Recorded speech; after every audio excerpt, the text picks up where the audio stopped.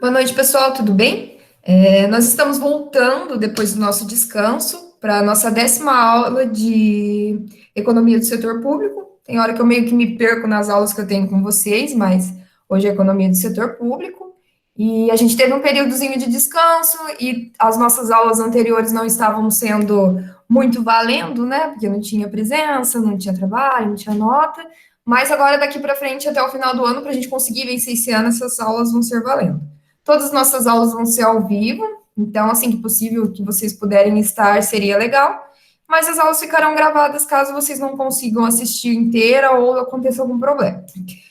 Nas últimas aulas do setor público, a gente vem falando bastante sobre a intervenção do Estado na economia. Por que, que o Estado intervém? Por que, que a gente não tem esse livre mercado atuando?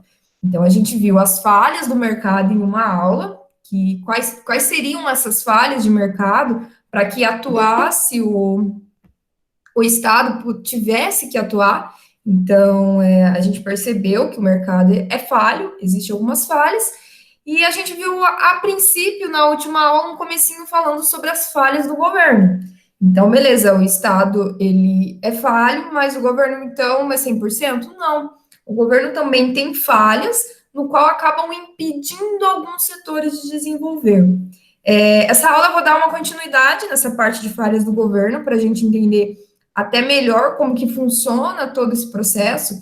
Várias coisas que eu vou mostrar para vocês que acontecem, a gente já vive no dia a dia, a gente já consegue perceber que há essas falhas e que o objetivo em si, que era para ajudar o mercado, que era para ajudar a desempenhar um papel na qual o mercado era falho, em algumas situações acaba ficando ruim essa intervenção do mercado. Como a gente já viu alguma coisa, é a questão de favorecimento, de alguém ganhar mais com algumas situações do que outras, essa relação do poder que o Estado em si exerce. Então, a gente hoje vai continuar falando um pouquinho sobre essa questão de falha de mercado, ok? Vou compartilhar minha tela com vocês, para a gente poder discutir melhor.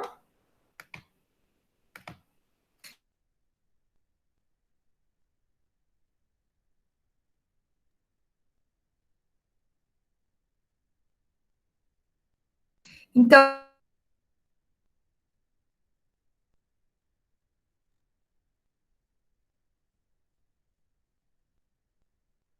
só no que a gente conversou nessa questão de falhas de mercado. Só liberar aqui para o Gustavo. Aqui. Só voltando um pouquinho essa questão de falhas de mercado, a gente viu nas outras aulas que no contexto de mercado, o governo torna-se crucial, atuando na alocação, distribuição, estabilização e regulamentação. O que a gente percebe? Que os autores analisam essa intervenção para que o Estado ele vai atuar para alocar melhores recursos, distribuir ele melhor, realizar uma estabilização e regulamentar algumas situações. Então, essa seria as intervenções do mercado, as intervenções do governo mediante as falhas de mercado.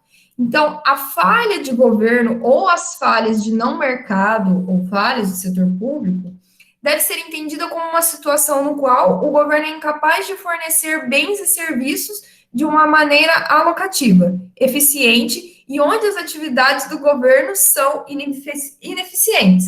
Então, dessa forma, a gente consegue perceber que também há algumas situações em que o governo se torna ineficiente.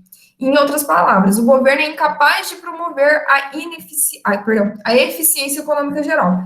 Então, a gente começa a perceber que para se ter eficiência econômica, muitas vezes não é necessária a intervenção do governo, ou que se ele intervém de alguma determinada maneira, essa intervenção não é tão eficiente, não é tão boa, não é tão eficaz para a economia no geral, certo? Quando a gente fala da teoria positiva das falhas de governo, a gente começa a perceber que as escolhas dos agentes sociais estariam interessados em maximizar a riqueza, em aumentar o número de votos. Então, dentro dessa teoria das falhas positivas do governo, a gente viu que as escolhas sociais, as escolhas que seriam feitas, que era para melhorar para todo mundo, ela acaba favorecendo alguns grupos. Por quê? Vai maximizar a riqueza de alguns grupos, vai aumentar a questão de votos de outros grupos para se permanecer no poder ou para se eleger. Então, dentro dessa teoria de positiva das falhas do governo, a gente começa a perceber que o governo se torna tendencioso para satisfazer alguns grupos que te interessam, algumas situações no qual ele tem interesse. Já na teoria da captura e da regulação, as agências deveriam garantir que as empresas reguladas não elevassem seus preços e possibilitassem que o consumidor desfrutasse de um excedente do consumidor. Ou seja, dentro do governo, existem várias agências que regulam todas essas situações que nós mencionamos. Então, para regular a economia, a gente tem o Ministério da Fazenda, para regular a saúde, tem o Ministério da Saúde. Então, há os ministérios e as agências responsáveis, né, para que isso seja controlado e regulado, certo? Então, para que seja mais eficiente o Estado, a teoria da captura e da regulação diz que essas agências deveriam regular essas situações. Então, para que haja favorecimento do consumidor, das pessoas, da população. Então, teria que existir agências que regulassem essa atuação do governo. E na teoria das escolhas públicas, segundo essa análise, políticos e burocratas, da mesma forma que empresários e consumidores na economia neoclássicas, são autores racionais e estão motivados pelo interesse próprio, que no caso dos políticos consiste em atingir o poder ou se manter nele. Então, foi o que a gente mencionou há pouco. Dentro dessa teoria da escolha pública, quando se fala em falha de governo, eles começam a perceber que sim, eles são como os agentes da economia, que da mesma forma que as pessoas que estão lá no governo, que estão no Estado, eles atuam como os agentes da economia. Então, eles são motivados racionalmente, buscando maximizar sua satisfação.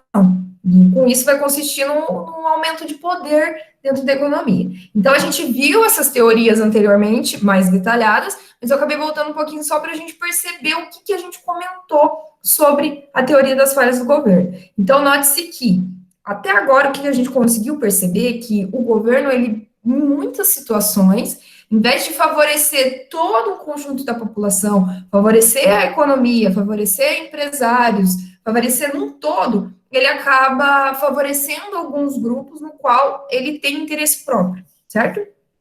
Pois vocês comentem comigo se vocês conseguem perceber isso no dia a dia de vocês ou não.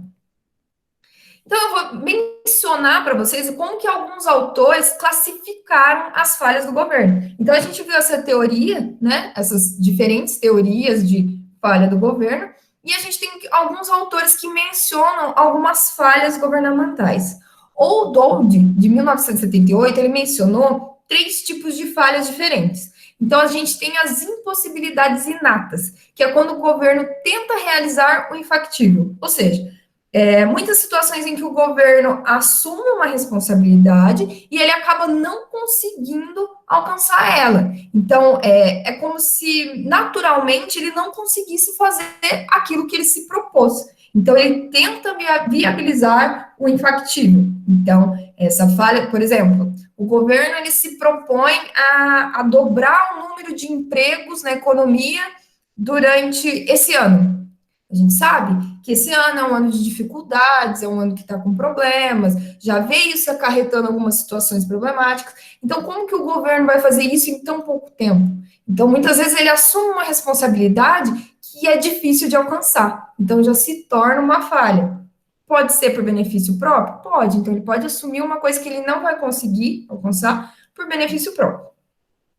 Falhas políticas. Quando o governo, ao tentar conduzir projetos que são teoricamente factíveis, que eles teoricamente conseguiriam alcançar, ele vai se defrontar com constrangimentos políticos, que tornam o projeto impossível de ser implementado, com os objetivos estabelecidos inicialmente. Então, aqui a gente consegue perceber que dentro dessa classificação de falha que o autor mencionou, muitas vezes é um projeto que funciona, mas ele acaba se defrontando com algumas situações políticas na qual esse projeto se torna impossível, né? Quantos elefantes brancos que a gente vê dentro do Estado, dentro de alguns setores do Estado, que não terminou, que ele pôde até começar, ou teve algum projeto que se iniciou e nem saiu do papel, porque ele acaba se defrontando com algumas situações políticas na qual ele não consegue alcançar aquilo que seria possível. Então, novamente, a gente volta para interesses pessoais ou de um grupo. E as falhas burocráticas. Mesmo na existência de lideranças políticas capazes de encaminhar políticas com a devida consistência, com os projetos originalmente concebidos, a máquina administrativa disponível é incapaz de implementá-lo, de acordo com as diretrizes estabelecidas. Então, por mais que ele consiga estabelecer um projeto que funciona, ele consegue vamos dizer, as situações políticas também convergem para que ele possa realizar esse projeto. Mas dentro mesmo da máquina administrativa, dentro das burocracias que existem, dentro das, vamos dizer, das disponibilidades do governo, ele fica difícil de estabelecer. Então, note-se que a gente tem três diferentes posições. Ou o governo falha quando ele se propõe a fazer uma coisa que ele não consegue, ou a segunda falha, ele propõe uma situação, um projeto que é factível, que ele vai conseguir, mas ele vai se enfrentar com algumas situações na qual ele não vai conseguir, e geralmente isso é político, ou na terceira falha, ele barra na burocracia, porque ele consegue um projeto factível, ele tem os caminhos políticos, ele tem a segurança política, mas dentro da fábrica administrativa, né, que, conforme disse aqui, a máquina administrativa, ele barra em algumas burocracias que ele não consegue terminar. Então, há diversas situações que a gente consegue perceber no nosso dia a dia, no qual o governo é totalmente falho e acaba não auxiliando no desenvolvimento econômico do país. Certo, pessoal? Para Dollar e Wales, eu acho que é assim que se diz, em 97, eles determinaram também a falha legislativa, a falha burocrática e a busca de renda, que também eles classificam essas três falhas principais do governo. Quando se fala em falha legislativa, a gente vê a ineficiência locativa decorrente do excesso de provisão de bens públicos concebidos e utilizado como instrumento de estratégia política para maximizar as possibilidades de reeleição. Ou seja, utilizar os bens públicos, que a gente já viu anteriormente, que é um bem geral, que é um bem de todo mundo, que é para todo mundo ter acesso, então, utiliza do bem público para que ele se tenha vantagem. Então, para que ele maximize o seu poder de reeleição, o seu poder perante a um partido, ele usa os bens públicos em favor dele. Então, isso seria uma falha legislativa, quando ele legisla em favor próprio. A falha burocrática. Essas falhas asseguram que a política não serão implementadas eficientemente, uma vez que o funcionalismo público carece de incentivos para produzir uma política com eficiência. Isso a gente já viu sobre a ótica do autor anterior. Então, esse autor também menciona que a falha burocrática, que a burocracia dentro do Estado, impede também que seja eficiente suas aplicações governamentais e sua atuação. Então, ele acaba esbarrando novamente na burocracia. E a busca de renda, que a intervenção governamental sempre resulta em transferência de riquezas. As pessoas, ao invés de dedicar esforços para a criação de mais riquezas, acabam por buscar capturar as riquezas existentes a seu favor. Então, a busca quando o governo intervém nessa situação de transferência de renda, segundo esse autor, tá, gente? Não sei o que estou dizendo. Muitas vezes, em vez dele impulsionar o desenvolvimento, ele acaba esbarrando em situações que utilizam a riqueza em seu favor, essa transferência de renda, e não se dedicam os esforços a melhorar ou para criar mais riqueza. Note que esse ano, com a situação da pandemia, a gente houve uma transferência de renda, que foi R$ 600 do governo, para ajudar as pessoas que estavam se encontrando em situações de dificuldade.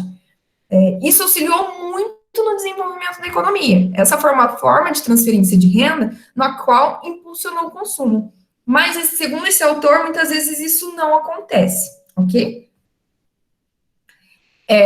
Westbrook, em 78, desenvolveu uma taxonomia abrangente das falhas governamentais, sintetizada em 4 partes. Então, ele desenvolveu 4 situações, ele dividiu em 4 partes essas situações, que mostra basicamente como se fosse. É como se a gente falasse em axioma, sabe? Como se fosse uma verdade com aquilo que se viveu.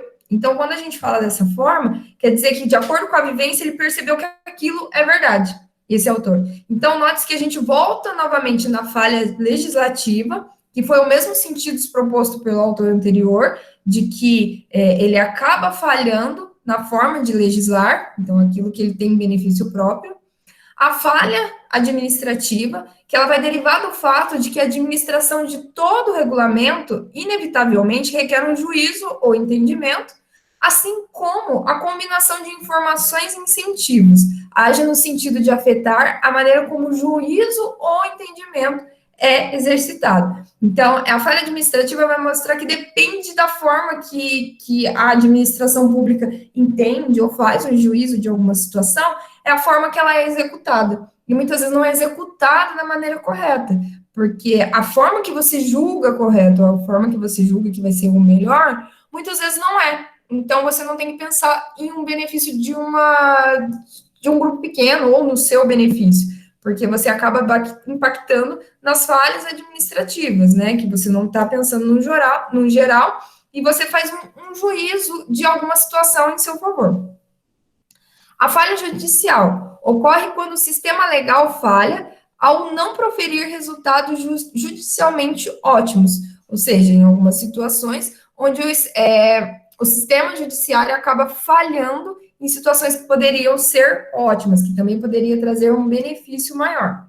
E a falha coercitiva, que é definida como uma subótima utilização do poder coercitivo, e não coercitivo do judiciário, do legislativo e do executivo, e das diretivas administrativas que, todo esse modo, podem anular a efetividade do funcionamento do aparelho estatal em outros estados. Ou seja, ele mostra os três poderes, né? Quando o legislativo, o executivo e o judiciário acabam não atuando de forma coercitiva, ele acaba atrapalhando o funcionamento de todos os outros estágios. Então, precisa que esses 3 poderes consigam trabalhar juntos da melhor forma possível, para que essa intervenção do governo não sejam tão falhas, que essas falhas sejam cada vez menores. Então, existem essas falhas, o governo ele intervém em muitas situações, mas essas têm que ser cada vez menores. Então, a intenção é que sejam reduzidas. Da mesma forma que a gente falou das falhas de mercado, que elas devem ser cada vez menor e menos perceptíveis, as falhas do governo também deveriam ser. Então, todas essas falhas que a gente comentou aqui, essas classificações, elas deveriam ser cada vez menores e serem pensadas para a coletividade, e não só para um pequeno grupo de pessoas.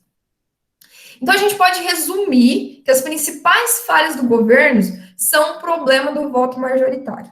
Então, a escolha social através do voto majoritário não conduz necessariamente a um ótimo nível de bem-estar social. Então, por que a gente vai perceber que essa situação do voto majoritário, ele não conduz para que o nível ótimo de bem-estar vai ser para toda a sociedade. Então, como sabemos, os 2 sistemas de votação mais simples no processo de decisão coletiva são a regra da unanimidade e a regra da maioria. Como todos são afetados pelas decisões do governo acerca da provisão de bens públicos, a unanimidade seria a regra mais adequada para se obter um resultado satisfatório. Ou seja, se a gente tivesse, vamos dizer, uma situação de votação em prol da sociedade, né? E que fosse voltado aos bens públicos, essa deveria ser a questão do voto unânime. Por quê? Porque você saberia realmente quais as pessoas que iriam beneficiar ou não em favor daquilo, e não uma pequena quantidade, igual a gente já vem falando durante toda a aula. Então, nesse sentido, essa é a única forma de votação que vai permitir atingir o ótimo na determinação da quantidade de bens públicos a ser produzido, os tributos a serem pagos para sua produção. Ou seja, então, eu vou produzir um determinado bem público, eu vou produzir uma situação em prol da maioria, da unanimidade, e os tributos a serem pagos para isso também devem ser convenientes e devem suprir essa necessidade, e não ele ser, vamos dizer, um excedente de tudo que eu estou produzindo. Então, nós podemos notar, entretanto, que o alto custo em tempo demandado para que as decisões unânimes sejam atingidas impossibilita a adoção dessa regra nas modernas democracias, ficando restrita a resolução entre pequenos grupos. Então, vamos pensar no Brasil, né? A quantidade de pessoas que tem, a dificuldade de chegar até essas pessoas e todas essas pessoas, acaba atrapalhando um pouco nessa situação do voto unânime. E muitas vezes você não conseguiria alcançar e atingir essa quantidade de pessoas necessária para você dizer que o voto unânime está sendo válido. Então, acaba descartando essa situação porque para facilitar mesmo todo o processo. E a gente acaba voltando a essa situação do voto majoritário, né? Então, acaba voltando para os pequenos grupos, novamente. E descartada a regra da unanimidade nas decisões coletivas de grandes grupos, as decisões nas instituições democráticas devem ser tomadas pela maioria. A questão agora reside em determinar qual é a maioria ótima. Ou seja, já que a gente não tem essa situação do voto unânime, que a gente teria certeza de que iria ser o melhor para todos, então a gente tem que confiar e tem que residir na certeza de que a maioria vai ser ótima, que essa maioria que está votando, que está solicitando um bem público, solicitando uma melhora para a sociedade, ela vai ser ótima, ela vai ser, no geral, um bem-estar para a maioria.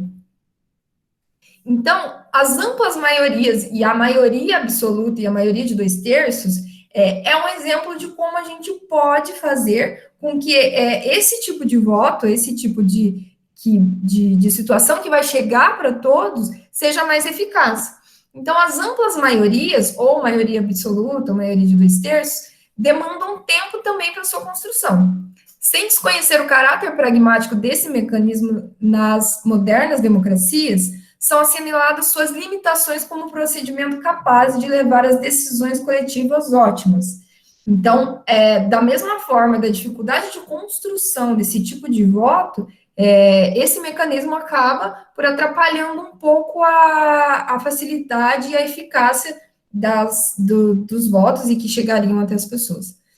Então, a maioria simples é o menor número de votos necessário para uma tomada de decisão, de forma a evitar a aprovação simultânea de temas mutuamente contraditórios. Quando uma decisão política aprovada por maioria, além do problema de determinação da produção eficiente do bem público, ou seja, a alocação eficiente dos recursos, surge a questão da redistribuição de bem-estar em favor dos integrantes da maioria que aprovou a medida. Então, dessa forma, dentro das amplas maiorias, ele ainda diz que a maioria simples acaba auxiliando melhor nessa condução de levar o bem-estar para grupos, não grupos específicos, né? Mas o bem-estar visto por esse grupo. Ou seja, a gente vai pegar uma quantidade da população, ou a gente vai pegar um representante da população que vai entender o que ela precisa e vai levar essa situação. Dentro dessa situação, eles vão analisar, dentro das amplas maiorias, de que se essa situação levada até eles realmente é um bem-estar geral ou não. Então, que entra da nossa forma. Quando você elege um vereador, você acredita que ele está defendendo um grupo de pessoas e ele vai levar até o prefeito as situações dessas pessoas, né, convivendo e entendendo que ele realmente entendeu o que elas precisam, de bens públicos para serem utilizados. Da mesma forma, o prefeito leva até o senador, ao governador e assim sucessivamente. Então, para que isso fique mais simples, eles não têm como ser uma maioria absoluta ou ser, igual a gente comentou, no voto unânime. Então, isso tem que ir reduzindo para que fique mais eficiente, mais rápido, levar as situações até a quem é capaz, a quem responde. Aqui eu coloquei um exemplo. Então, um exemplo ao acesso das respectivas fazendas da rodovia principal. Eu dei um exemplo de rodovia na aula passada, de que, tipo, uma construção de rodovias iria impactar quais pessoas, não sei se vocês lembram, né? Ah, seria o proprietário da fazenda que estava se sentindo atrapalhado porque ia pegar uma quantidade de terra deles, né? Tinha outras pessoas envolvidas, eu acho que foi com vocês. Então, vamos citar novamente o exemplo. Vamos se dizer que houve-se como resultado. Passei aqui. Então, houve um acesso, vamos se dizer, ia se construir uma rodovia para que algumas fazendas tivessem acesso a essa rodovia principal. Então, construiria uma rodovia para que todas as fazendas caíssem nela e de lá ela chegasse à rodovia principal. Que isso se faz por estradas vicinais e que atenderiam a cada 4 ou 5 fazendeiros. Ou seja, a construção dessa estrada que levaria a vicinal, ela ia atender uma quantidade de fazendeiros, até então estabelecida. Então, a decisão acerca de quais estradas reparar e conservar com determinado nível de qualidade e segundo determinado custo para cada fazendeiro não pode ser alcançada por unanimidade, com o que se impõe a formação de uma coalizão majoritária. Então, o que eles pensaram? Fica mais fácil construir uma cidade principal do que consertar todas as estradas vicinais. Lógico, essa estrada principal iria contribuir para 4 ou 5 fazendeiros, mas eles não conseguiriam arrumar todas as estradas vicinais para todo mundo. Então, o que eles faziam? Eles fizeram uma coalizão majoritária e favoreceram uma quantidade de fazendeiros, mas para o bem-estar de todos, porque todos teriam acesso a uma estrada principal, mas as vicinais não seriam consertadas. A regra da maioria leva a uma redistribuição, transferindo o bem-estar dos 49 fazendeiros. Se a gente perceber que de 3 ou 4 fazendeiros, se vocês pensar numa situação que favoreciam os 49, acaba ficando difícil. Que pagavam os impostos, mas não obtiveram a reparação dos caminhos que lhes serviam. Ou seja, de todos os fazendeiros que pagavam impostos, nem todos se foram beneficiados 100% com a construção dessa estrada. Vamos lá. Isso, para os fazendeiros que tiveram suas estradas reparadas com um custo reduzido pela metade. Desse modo, as coalizões majoritárias podem redistribuir a seu favor, ou seja, através dos benefícios auferidos. Então, se você tem uma coalizão majoritária que se toma à frente, ela pode facilitar para você, mas muitas vezes ela acaba defendendo o que lhe é melhor. Então, de 4 a 5 fazendeiros para 49 foi uma quantidade pequena de que se beneficiaram 100%, porque todos os outros pagavam os impostos, mas 100% foi uma quantidade menor que acabou recebendo esse benefício do governo, do Estado. Por isso, o resultado de uma decisão majoritária, ela pode ser ineficiente do ponto de vista econômico. Então, quando a gente fala do ponto de vista econômico, essa decisão majoritária, ela pode ser não tão eficiente assim. Isso a maioria pode ficar insatisfeita com a quantidade de bens públicos produzidos. Alguns preferiam mais, outros preferiam menos. Se vocês for perguntar para esses fazendeiros, esses 49 fazendeiros que não foram 100% beneficiado com as estradas. A gente pode dizer que eles ficaram totalmente satisfeitos? Será que foi uma quantidade maior ou uma quantidade menor de fazendeiros que ficaram satisfeitos com aquela situação? Então, você vai perceber que essa situação não pode não satisfazer todo mundo. E a dificuldade maior está aí mesmo, né, em como você atender a situação de todos. Da mesma forma, a regra da maioria pode culminar na rejeição de determinada proposta. Mas se a intensidade das preferências fosse computada, o conjunto da sociedade poderia estar melhor, mais satisfeito com a aprovação de medida. Então, quando você pega a maioria e tentar entender a necessidade da maioria, o conjunto de aprovação vai ser maior. E se a gente for pensar dessa forma, se eu consigo entender a maioria e eu consigo atender as necessidades da maioria, por consequência, a maioria vai estar ao seu favor em relação de votos, em maximizar o seu poder. Então, acho que é questão de tentar entender realmente o que cada grupo precisa e maximizar a satisfação desse grupo. O eleitor mediano é difícil de ser identificado e decisões sobre produção de bem público permanecem muitas vezes arbitrárias. Então, eles analisam um grupo de pessoas, mas tem um eleitor, né, uma quantidade da população, que muitas vezes fica arbitrária, que não consegue ser entendido, não consegue ser alcançado, não consegue ser chegado. Certo, pessoal? Deixa eu voltar aqui com vocês. Então, o que a gente pode perceber? Que quando a gente fala dessas falhas do governo, a gente percebe que, na maioria das vezes, é para maximizar a satisfação de pequenos grupos. E que, se o governo está ali para satisfazer uma falha, para melhorar uma situação, ele deveria realmente pensar num bem-estar mais geral do que de pequenos grupos. Porque ele conseguiria, vamos dizer, atender melhor essas pessoas e o bem-estar delas seria maximizado da melhor maneira possível. Pessoal, peço que vocês não esqueçam de responder as atividades no final da aula. Se ficar alguma dúvida, vocês me procuram e a aula vai estar disponível para vocês assistir a hora que vocês quiserem, certo? Fiquem bem, uma boa noite e até mais. Deixa eu parar aqui.